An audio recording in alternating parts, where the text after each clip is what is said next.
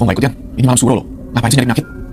Lah, wong cuma nganter jangkrik, bukan nyari tuyul. Ya justru itu, yang kayak gini biasanya bukan kita yang nyari, tapi kita. Warga malam, pernah gak sih kalian tuh nyetir sendirian di tengah malam? Pokoknya bener-bener sendirian di mobil dan di jalan itu kagak ada siapa-siapa. Cuma bener-bener literally lu doang. Nah, kejadian ini dialamin sama narasumber kita malam ini, warga malam. Ya, kita sebut aja namanya Rian. Jadi Rian ini ngirim email. Ya, perkenalkan Bang, nama saya Rian. Rian ini nama samaran warga malam ya. Asal dari Purwodadi. Gue pernah ngalamin hal yang menurut gue itu aneh dan sulit dipahami. Di tahun 2003 gue kerja dengan seorang bos yang punya lapangan pekerjaan, bos gue itu seorang seniman gitu ya. Bla bla bla bla bla bla. Ceritanya waktu itu gue berangkat dari Purwodadi jam 9 malam ke tujuan Pemalang. Nah, di sini Pak, ketika dia jalan dari Purwodadi ke Pemalang ini, dia cerita kalau dia tuh punya pengalaman yang susah banget dijelasin. Tapi sebenarnya Rian ini warga malam, dia itu bukan tipikal orang yang penakut. Dia itu pekerja keras dan emang udah biasa gitu jalan malam keluar kota gitu buat nganter-nganter muatan. Dan juga dia kenapa bisa bukan penakut, dia itu orangnya skeptis. Dia nggak percaya tuh sama hal-hal yang berbau-bau mistis. Nah, malam itu dia berangkat karena ya kerja lah biasa kan, gak ada yang aneh-aneh. Waktu itu dia cuma nganter jangkrik. Tapi Rian itu berangkatnya malam satu suro. Dan jalur yang mesti dilewatin itu jalur Alas Roban. Ya mungkin kalian tahu lah ya, udah banyak cerita soal Alas Roban. Ada yang ngelihat ada warung gaib, ada yang disasarin gitu ya. Pokoknya berbagai macam cerita lah. Dan juga di Jawa, malam satu suro itu sebutan tahun baru Islam warga malam. Jadi bukan malam yang aneh-aneh gitu loh. Tapi nggak tahu kenapa buat Rian, malam itu dia dapat pengalaman yang nggak bakal pernah dilupain seumur hidupnya ketika ngelewatin jalur Alas Roban itu warga malam.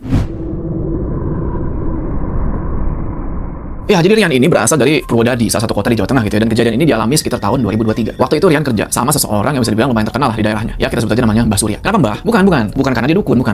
Jadi Mbah Surya ini bisa dibilang adalah seorang pegiat seni atau seniman gitu ya. Dan dia itu biasa ngurusin acara kesenian tradisional kayak ketoprak, bukan makanan Pak, bukan. Ada acara ketoprak, namanya panggung hiburan sampai rombongan barong. Karena itu kerjaan Rian juga jadi macam-macam. Kadang nyupirin, kadang ngebantuin acara, kadang ikut ngurusin panggung dan perlengkapan. Jadi bisa dibilang Rian udah cukup sering lah bersinggungan sama dunia kesenian tradisional yang di beberapa tempat tuh masih dekat sama hal-hal yang dianggap mistis. Setiap kali ada pentas, Rian tuh sering banget ngeliat rombongan itu nggak langsung perform. Biasanya tuh kayak ada ritual sebelum perform itu kayak doa dulu, terus ada sesajen yang ditaruh di titik-titik tertentu, dan ada beberapa pantangan nih yang nggak boleh dilanggar. Ya mungkin buat mereka itu adalah cara gitu ya buat menghormati, mungkin kepercayaan sekitar. Walaupun Mbah Surya itu nggak pernah jelasin secara detail gitu ya kenapa dilaksanain ritual-ritual ini, tapi Rian paham lah. Ya itu kan tujuannya cuma buat menghormati tempat acara itu mau dilangsungkan gitu ya. Rian sendiri pun sebenarnya dia skeptis tadi gue bilang kan, tapi ya nggak skeptis amat sebenarnya. Dia cuma ngerasa selama ini dia itu belum pernah ngalamin. Selama ini dia kerja biasa dan nggak macem-macem, pikir dia ya harusnya aman-aman aja. Nah, Mbah Surya ini punya anak laki-laki. Kita sebut aja namanya Bagas gitu ya. Nah, Bagas ini punya usaha jual beli jangkrik lah yang sering dikirim ke luar kota. Karena Rian udah cukup lama ikut kerja sama keluarga Mbah Surya gitu ya, otomatis dia sering diminta bantuin juga tuh buat nyupirin. Sebenarnya udah lumayan sering gitu, udah beberapa kali ya nyupirin kayak begitu, cuma berangkat malam, nganter barang sampai udah habis itu pulang. Udah hampir 3 bulan nih si Rian rutin lah nganter-nganter barang kayak gitu. Dia sampai hafal jam berangkat, kapan jalanan sepi, sama bagian-bagian jalan yang lawan nih bikin ngantuk. Sampailah dapat kerjaan lagi kan buat nganter. Nah, malam itu jalurnya adalah ngelewatin Pantura. Muatannya harus turun di beberapa titik, mulai dari Batang, Pekalongan sampai tujuan akhirnya itu di Pemalang. Rian sama teman kerjanya emang biasa jalan malam secara nganterin jangkrik. Itu nggak bisa siang-siang karena katanya takutnya jangkriknya ini kepanasan terus mati. Jadi ya bisa dibilang kalau udah makin malam di bawah itu jangkrik harusnya makin aman gitu warga malam. Nah, biasanya Rian itu nggak berangkat sendirian. Ya selalu ada kernet lah supaya jaga-jaga kan kalau si Rian ini ngantuk ada yang gantiin. Dan juga ya buat teman ngobrol lah di jalan gitu kan supaya jalan nggak sepi-sepi amat. Tapi